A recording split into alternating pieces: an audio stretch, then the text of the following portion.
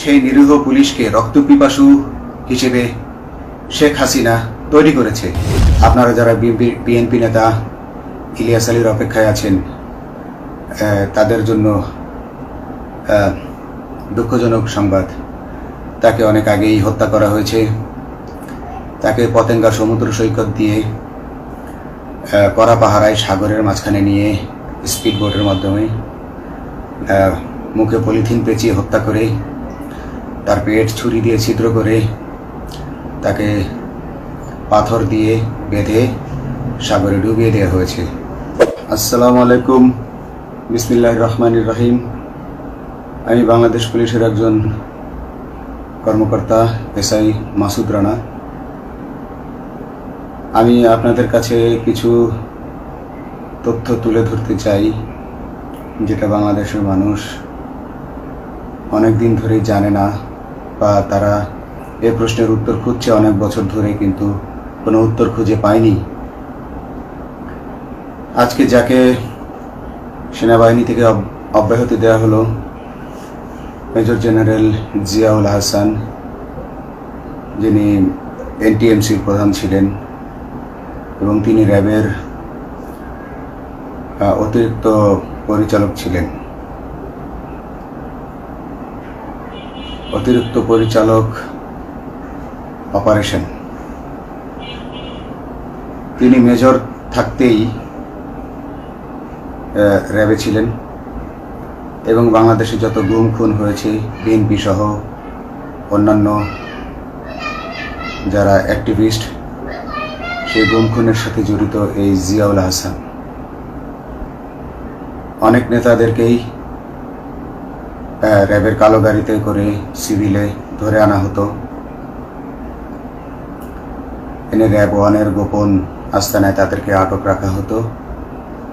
এরপর তাদেরকে সময় মতো অজ্ঞাত স্থানে নিয়ে তাদেরকে হত্যা করা হতো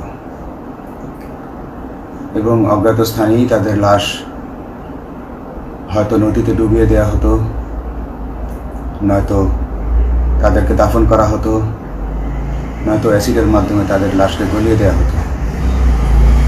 আমি 2014 অক্টোবর থেকে 2017 ডিসেম্বর পর্যন্ত র্যাব সদর দপ্তরে কর্মরত ছিলাম। তখন র্যাবের ডিজি ছিলেন বেনজির, যিনি আজকে দেশের হাজার হাজার কোটি টাকা চুরি করে, পুলিশের হাজার হাজার কোটি টাকা চুরি করে পালিয়ে গেছেন বিদেশে। তো আমি দেখেছি অনেক মানুষকে কিভাবে অন্যায়ভাবে গ্রেফতার করে নিয়ে গুম করে রাখা হতো। আমি রিসেপশনে ডিউটি করতাম।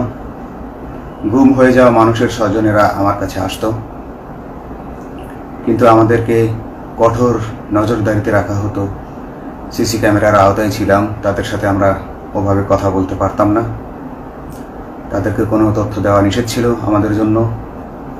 কিন্তু তাদের স্বজনরা আসলে এসে যখন এখানে কান্না করতো, আমি নিজেকে ধরে রাখতে পারিনি। আমি অনেকের স্বজনকেই তাদের স্বজনের, গুম হয়ে যাওয়া স্বজনের পরিণতির কথা জানিয়ে দিতাম। বিশেষ করে যাদেরকে মেরে ফেলা হতো, খুন করা হতো, তাদেরকে আমি খারাপ সংবাদটা দিতাম না। কিন্তু যাদেরকে বন্দি করে রাখা হতো, যেমন বিএনপি নেতা সালাউদ্দিন আহমেদকে যখন অ্যারেস্ট করে আনা হলো, তিনি অ্যারেস্ট করার সময় ধস্তাধস্তিতে মাথায় আঘাত পেয়েছিলেন। তাকে র্যাব ওয়ানের গোপন কক্ষে আটক করে রাখা হয়েছিল দীর্ঘদিন। এরপর তাকে একসময় ভারতে পাচার করে দিয়ে আসা হয়। তাকে অজ্ঞাত কারণে হত্যা করা হয়নি। তার ফ্যামিলি এসেছিল, তার স্ত্রী হাসিনা আহমেদ, তার ভাই গিয়াসউদ্দিন আহমেদ। ওনারা আমার কাছে বেশ কয়েকবার এসেছেন। আমি কয়েকদিন ওনাদের এই উদ্বেগ, উৎকণ্ঠা আমার সামনে বসে কান্নাকাটি দেখে আমি থাকতে পারিনি। আমি ওনাদেরকে কৌশলে আমার ফোন নাম্বার দিয়ে আমি ওনাদের সাথে দেখা করে ওনাদেরকে জানিয়ে দিই যে সালাউদ্দিন সাহেবকে হত্যা করা হয়নি, উনি জীবিত আছেন এবং ওনাকে হত্যা করার সিদ্ধান্ত নেওয়া হয়নি। এই সিদ্ধান্তগুলো যিনি নিতেন তিনি হচ্ছেন বর্তমানে মেজর জেনারেল জিয়াউল হাসান, যাকে আজকে অব্যাহতি দেওয়া হয়েছে। শুধু অব্যাহতি যদি দেয়া হয়, তাকে যদি বিচারের মুখোমুখি করা না হয়, তাহলে এই আন্দোলনের, এই স্বাধীনতার কোনো মূল্য থাকবে না। আমি আজকে আর কাউকে ভয় পাই না। আমি আজকে বিশ্বাস করি যে আজকে আমাকে এই সত্য বলার জন্য কেউ গুম করে দিতে পারবে না, এই সত্য বলার জন্য কেউ আমাকে অ্যারেস্ট করবে না। সেই কারণে আমি বুকে সাহস নিয়ে আজকে কথাগুলো বলছি। আপনারা যারা বিএনপি নেতা ইলিয়াস আলীর অপেক্ষায় আছেন, তাদের জন্য দুঃখজনক সংবাদ। তাকে অনেক আগেই হত্যা করা হয়েছে। তাকে পতেঙ্গা সমুদ্র সৈকত দিয়ে কড়া পাহারায় সাগরের মাঝখানে নিয়ে স্পিড বোটের মাধ্যমে মুখে পলিথিন পেঁচিয়ে হত্যা করে, তার পেট ছুরি দিয়ে ছিদ্র করে, তাকে পাথর দিয়ে বেঁধে সাগরে ডুবিয়ে দেওয়া হয়েছে। শুধু ইলিয়াস আলী নয়, অনেক নেতার সন্ধান যারা আজও পাননি। কিছু মানুষ তো ঘর থেকে উদ্ধার হয়েছে, কিন্তু যাদেরকে আপনারা পাননি, তাদের সবার এই করুণ পরিণতি হয়েছে।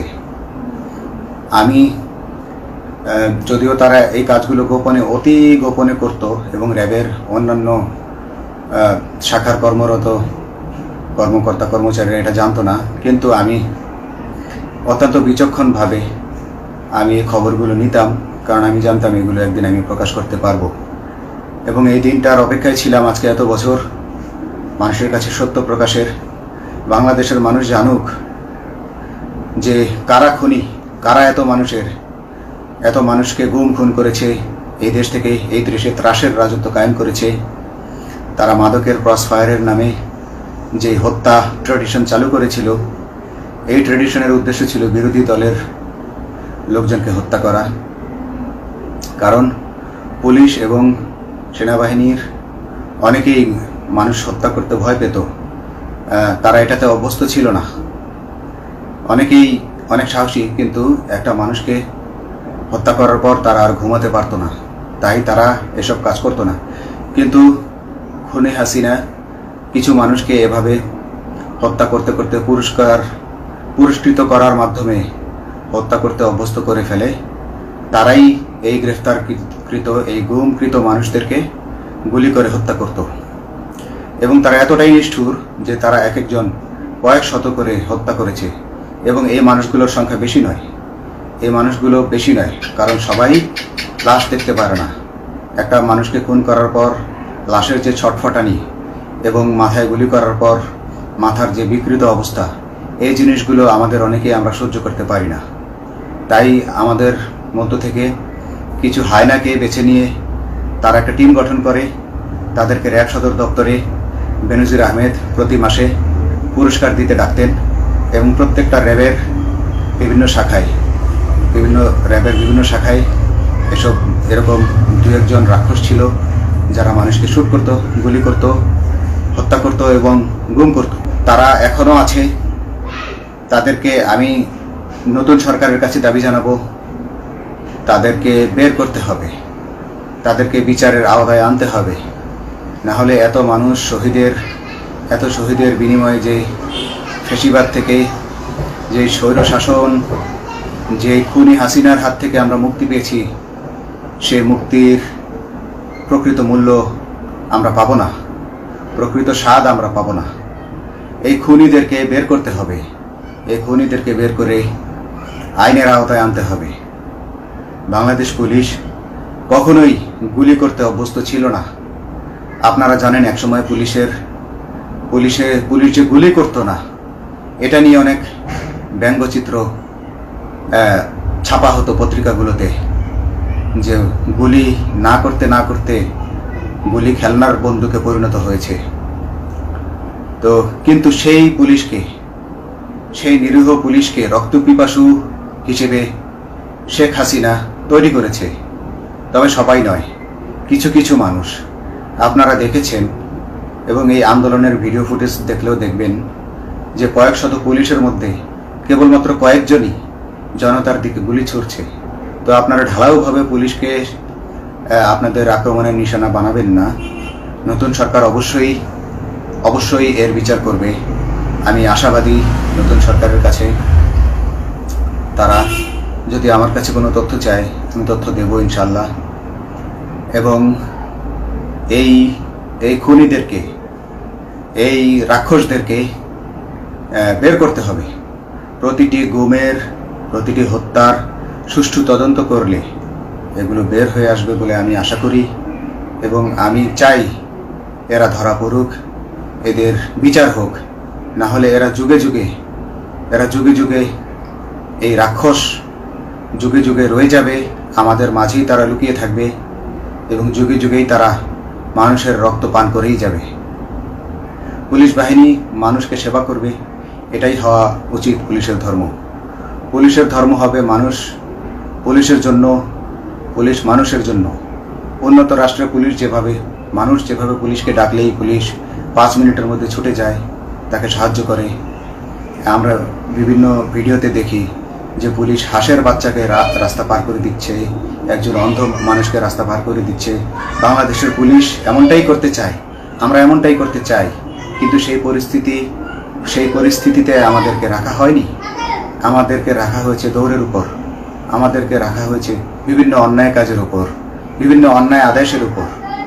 কেউ যারা মেনেছে তারা ভালো ভালো জায়গায় পোস্টিং নিয়ে থেকেছে, যারা মানেনি তাদেরকে খারাপ জায়গায় পোস্টিং দেওয়া হয়েছে, কারো চাকরি হারিয়েছে, কাউকে সাসপেন্ড করে রাখা হয়েছে। আমি নিজেও একজন এমন বৈষম্যের শিকার, অন্যায় মিথ্যা মামলার শিকার হয়ে আমি নিজেও বর্তমানে সাসপেনশন অবস্থায় আছি। এবং এই সাসপেনশন অবস্থায় থেকে আমি আল্লাহর কাছে শুকরিয়া জানাই, কারণ এই সাসপেনশন থাকার কারণে আমি ছাত্র জনতার আন্দোলনের সাথে সংযুক্ত হতে পেরেছি। আমি সবসময় আল্লাহর কাছে দোয়া করেছি যে আল্লাহ তুমি আমাকে মুজাহিদ হিসেবে কবুল করো, আমাকে জিহাদ করার তৌফিক দান করো এবং আমাকে শহীদি মৃত্যু দান করো। এবং আল্লাহ আমার দোয়া কবুল করেছেন। আমি ছাত্র জনতার সাথে এই জিহাদে অংশগ্রহণ করেছি, ছাত্র জনতা সফল হয়েছে। আমি গর্বিত আমি এই আন্দোলনে একজন পুলিশ অফিসার হয়েও আমি অংশগ্রহণ করতে পেরেছি। তো যাই হোক, আমি চাইব যে বাংলাদেশ পুলিশের, র্যাবের যে সকল কর্মকর্তা অগণিত মানুষের গুম খুনের সাথে জড়িত ছিল তাদেরকে ধরা হোক, তাদেরকে আইনের আওতায় আনা হোক। আমাদের মতো অনেক অফিসার আছি যারা এসব কুকর্মের সাক্ষী, আমরা সাক্ষ্য দেব। আমরা এখন আর ভয় পাই না। আমরা আসলে যে ভয় পেয়েছি তা নয়, আমাদের বাহিনীতে টিকে থাকাটা জরুরি ছিল। জনগণের স্বার্থেই আমাদের বাহিনীতে থাকা জরুরি ছিল, কারণ আমরা যদি বাহিনী থেকে আউট হয়ে যেতাম তাহলে এসব তথ্য আমরা জানতে পারতাম না এবং জনতার কাছে পৌঁছাতে পারতাম না। জনতার কথা বলতে হলে, জনতার সাথে থাকতে হলে আমি পজিশনেও থাকতে হবে। এই জন্য অনেক কিছুই প্রকাশ করিনি, কারণ আপনারা ভালো মতোই জানেন যে অনেক সেনাবাহিনীর মেজরকেও গুম করে দেওয়া হয়েছে যারা মুখ খুলেছে। আমি তো একজন সামান্য সাব ইন্সপেক্টর, আমাকে গুম করে দেওয়া তাদের 1 সেকেন্ডের ব্যাপার ছিল। তো আমি এখন বিশ্বাস করি যে এখন সেই দিন, সেই কালো মেঘ সরে গেছে আকাশ থেকে, আকাশ মুক্ত হয়েছে, এই দেশ জালিমের শাসন থেকে মুক্ত হয়েছে। আল্লাহ তাআলা আমাদের উপর রহমত বর্ষণ করেছে। অগণিত মুসলিমের দোয়া আল্লাহ তাআলা কবুল করেছেন, অগণিত 18 কোটি মানুষের দোয়া আল্লাহ কবুল করেছেন। তাহলে এইভাবে হঠাৎ করে 15 দিনের মধ্যে 15 বছর ধরে গড়ে ওঠা রাক্ষসের পতন ঘটা আল্লাহর রহমত ছাড়া, আল্লাহর রহমত ছাড়া এটা কখনোই সম্ভব হতো না। আমি আল্লাহর উপর ভরসা রেখে বলছি, আপনারা নতুন প্রশাসনকে ঢেলে সাজান, পুলিশ বাহিনীকে ঢেলে সাজান। এই সিস্টেমের মধ্যেই, পুলিশের এই সিস্টেমের মধ্যেই গণ্ডগোল আছে, নিয়োগের মধ্যে গণ্ডগোল আছে। আপনারা এই সিস্টেমগুলো পরিবর্তন করুন, আপনারা এই সিস্টেম পরিবর্তনে সাহায্য করুন এবং পুলিশ ডিপার্টমেন্টে যত ডিপার্টমেন্টাল পরীক্ষা আছে এগুলো তুলে দেন। এই ডিপার্টমেন্টাল পরীক্ষাগুলোর মাধ্যমে আমাদের ঊর্ধ্বতনরা আমাদের গলা সবসময় চিপে ধরে রাখে।